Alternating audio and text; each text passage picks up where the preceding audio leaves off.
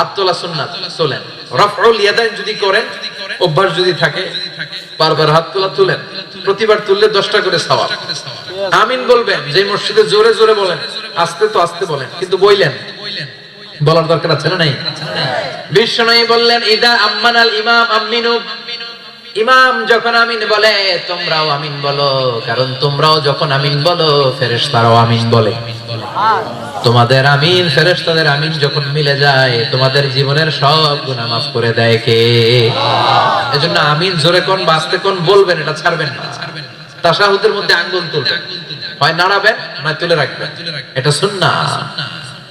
আশাদ্দু আলা শাইতান মিনাল হাদিদ, শয়তানরে লোহা দিয়ে পিটাইলে যত কষ্ট পায়, তাশাহুদে বসে এই আঙ্গুলটা নাড়ালে এর চেয়ে বেশি কষ্ট পায়। সুবহানাল্লাহ কইবেন না? এজন্য মুরাআতুস সুনান, সুন্নাতগুলো মানার চেষ্টা করেন, সালাতে মনোযোগ বাড়ায় দিবে কে? এজন্য আল্লাহ বললেন, ক্বাদ আফলাহাল মুমিনুনাল্লাযীনা হুম ফি সালাতিহিম খাশিউন, সফল হলো তারা ঈমান এনেছে যারা।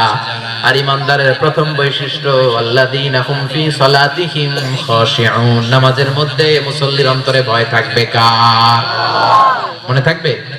খুশু হুদু, এটার বলে হুজুরুল কলব, অন্তরটারে ধরে রাখতে হবে। 2 নম্বর আল্লাহ বললেন, ওয়াল্লাযীনা হুম আনিল লাগবি মুরিদুন, মুমিন বান্দার 2 নম্বর গুণ, অনর্থক কাজ থেকে তারা দূরে থাকে। অনর্থক কোন বিষয়ের দিকে মুমিন কখনো যায়? লাগবুন মানে অনর্থক বিষয়, মুরিদুন তারা মুখ ফিরিয়ে নেয়। অনর্থক কোন কাজে মুমিন যায়? যেই কাজে সওয়াব নাই ওই কাজ মুমিন করে।